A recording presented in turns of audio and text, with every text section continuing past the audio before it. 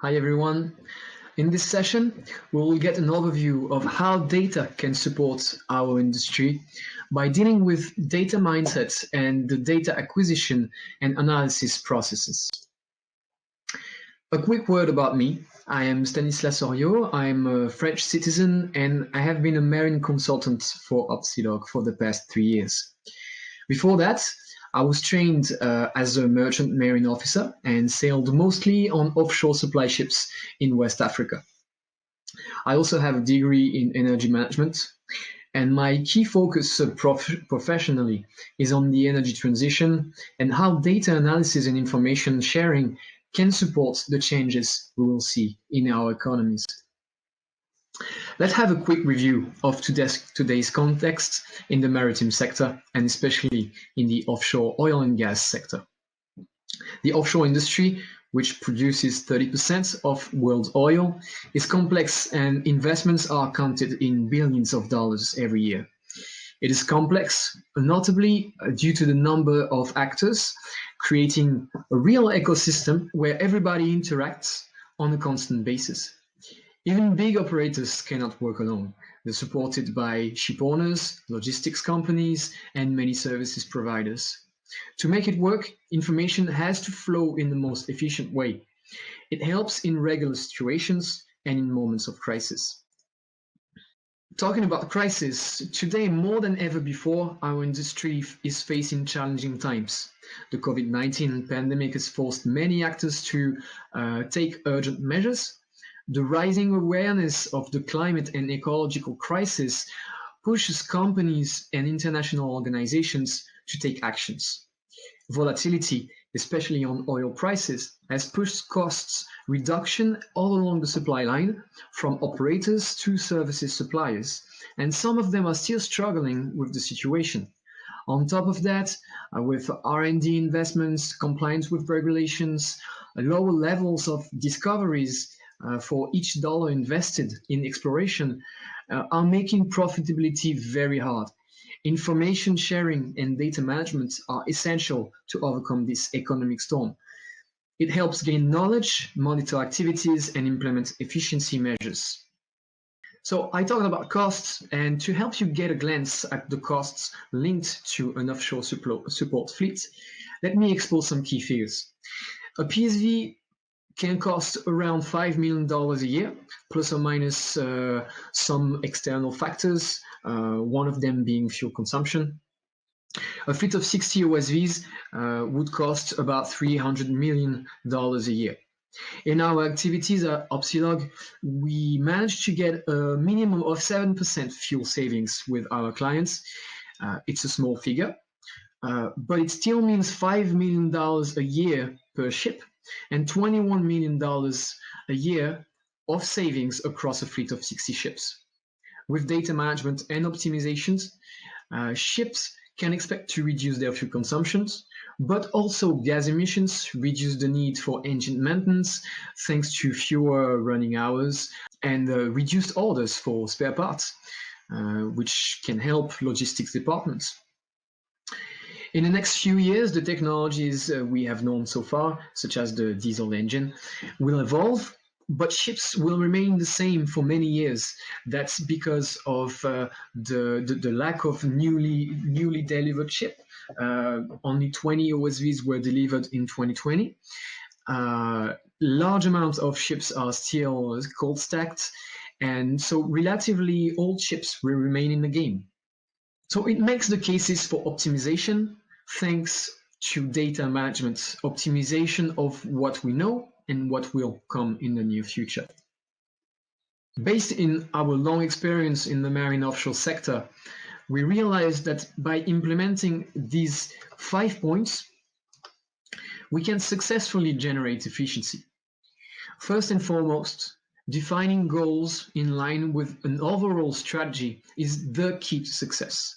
It's the very first step, and sometimes it is disregarded. Only in the second step would you access to data. Being capable to access, collect, and integrate the data available is the second step. Explore and process the data to understand better the operational environment and the drivers of inefficiency in your activities is the third step. At this point, it's crucial to have algorithms to process information, but also people, experts, that can look into the data and analyze it to learn and create tangible value from the information available. Let's keep in mind that there's always people behind the computers, behind any algorithm, and it's by keeping in mind that people will be in front of you that the third step will be overcome. The fourth step is to implement actions, optimization actions. From knowledge, we move on to action by trying new behaviors, new procedures, and potentially new equipment. In the end, we implement a feedback loop for any costs, efficiency, action, or initiative. Measuring is a key success factor that will enable organizations to keep momentum and create sustainable optimization efforts. Measure, assess, and adjust. Basically, data is like oil.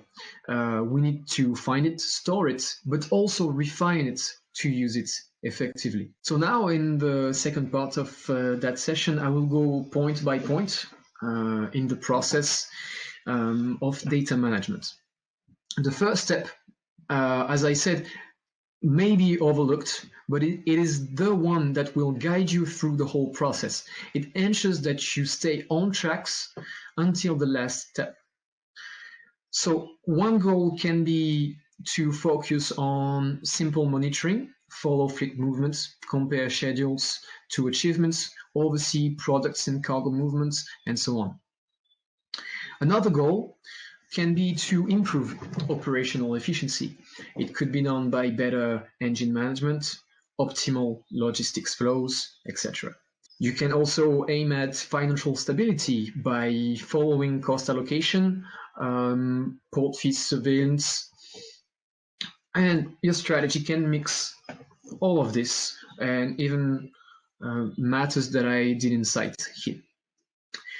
Once you know your goals, an important step will be to find the right information to make decisions. So this is now that we are digging into which data will be important for the strategy. With increasing connectivity and digitalization, new data sources are arriving on the market, and what is available on the market should not be an obstacle for your objectives. That is why it's best to think about the objectives first and then to assess which data to get, not the other way around. So there are many types of data, from operational data to very technical ones. You can have estimated ones coming from algorithms, machine learning, and stuff like that. So thinking about it in advance will help you standardize the entry points. You want to avoid at all costs having several formats for one data entry. Free text boxes in manual reporting are the nightmare of algorithms and data analysts because it's not standardized. So do not underestimate standardization, but also what's already available to you. You can get new data through partnerships, and sometimes it's compulsory, but you may have data already available, and it's very variable because it will help you get valuable information without increasing your expenditures. So you could also simply change the way you get it. For instance, move away from Excel to better standardize your data. So all in all, you have new data, and amongst the existing ones, you have the AIS that's compulsory on all of the big ships that we are thinking about. And for example, in 2020 compared to 2019, in just 1 year, the piracy and armed robbery in the Gulf of Guinea increased by almost 40%. So surveillance through online tools, put in place notifications and alerts can avoid some attacks or make you manage to react quickly. And this is why utilizing AIS, not just to see where the ship is at one point, but utilizing it in a more, let's say, smart way, can bring even more value. So that's at that point that some of you may wonder, should I go with software or with hardware, installing new things on board my vessels? And there are advantages and disadvantages to both solutions. The hardware one require almost no human intervention once the hardware is installed. It can bring high-level precision with sensors on board, sensors that can be already existing. You can get a lot of data, but there is high upfront costs.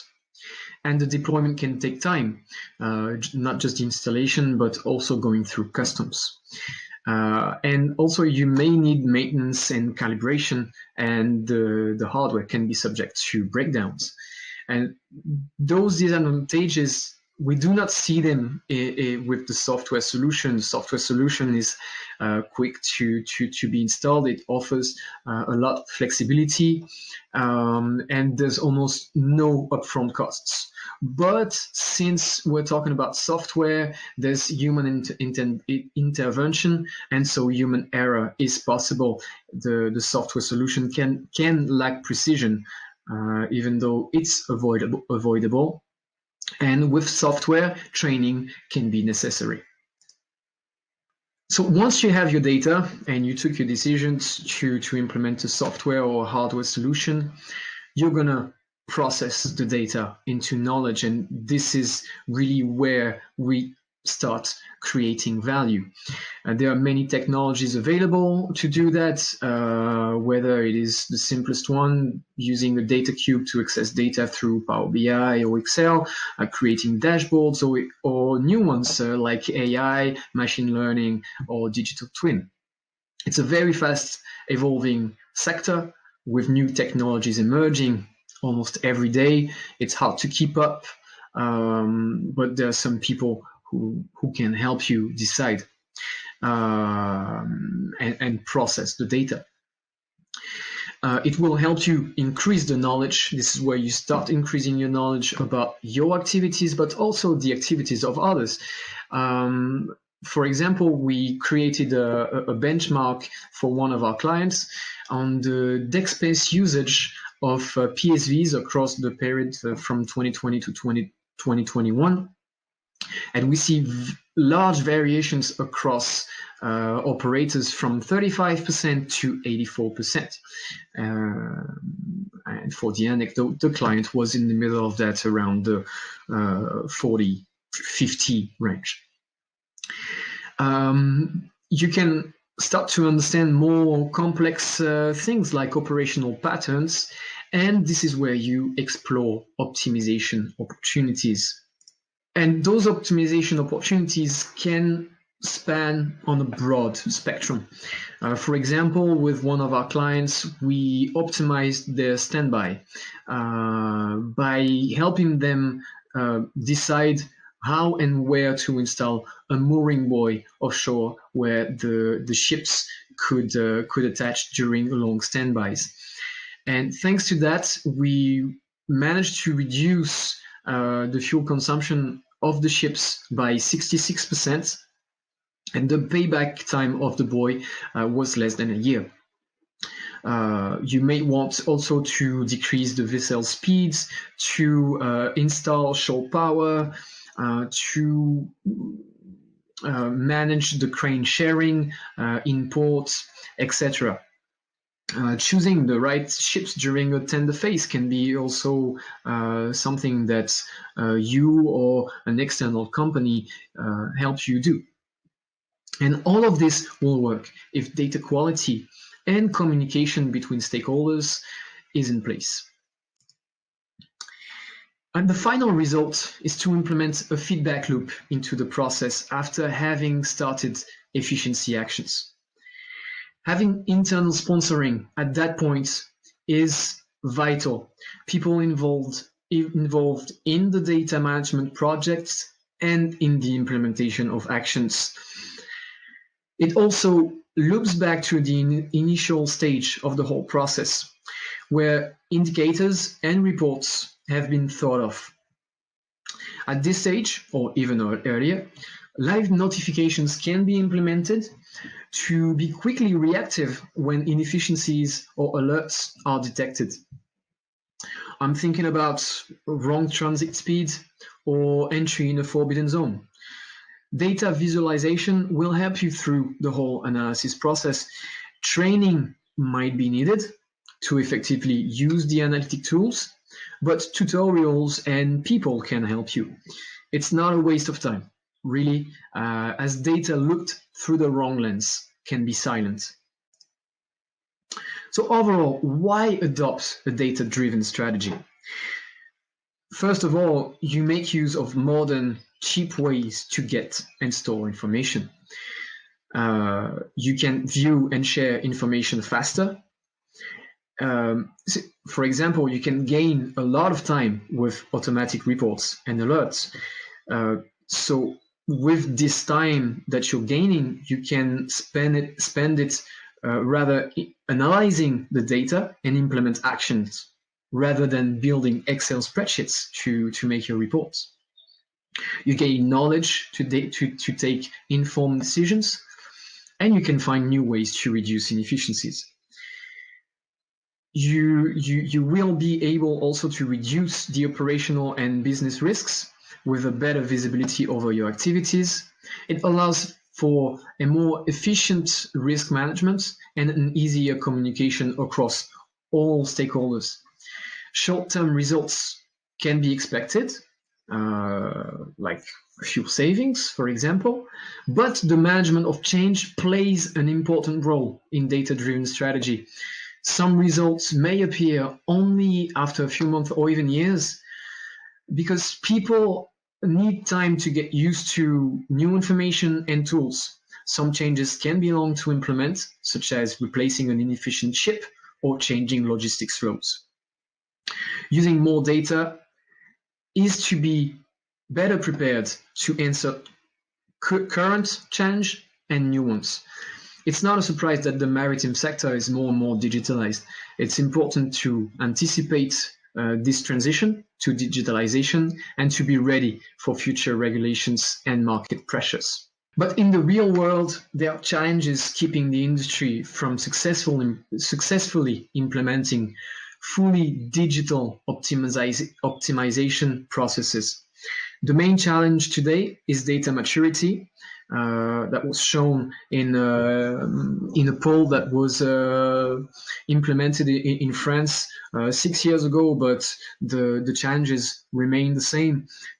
Data culture isn't yet in place everywhere. It requires big efforts in change management, and the speed at which companies can deploy digital tools and processes, it varies, and it requires sometimes high volume of investment to develop solutions and to have the team that can do that.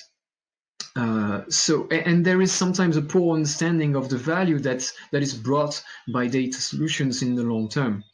That's why turnkey solutions provided by external companies can be an accelerator for digitalization. It can help companies overcome the challenges of data maturity by being accompanied along the way by experienced people. So what do we recommend in the end? Data, so information protects budgets. You need to continue to invest, and as I said, it's a long-term run, even though you can have short-term results. You need to identify in your organization the people with a data mindset or willing to get into it. Top management long-term commitment is essential to secure the budgets related to data projects. and also to fast forward the digitalization and the optimization of your processes, of your operations, you can rely on external companies and existing turnkey solutions to get those results faster and in a more efficient way. Finally, I just wanted to talk about our product MarinSites. It tries to encompass the whole data strategy that I described in this session. We mainly work with exploration and production operators as well as ship owners. We are also diversifying our activities into the shipping and offshore renewables sector. So if you're interested to discuss this kind of matter with us, please feel free to visit our website or contact us by email. The email is given at the end of that presentation that will be shared with you. Thank you all, muito obrigado, and see you soon.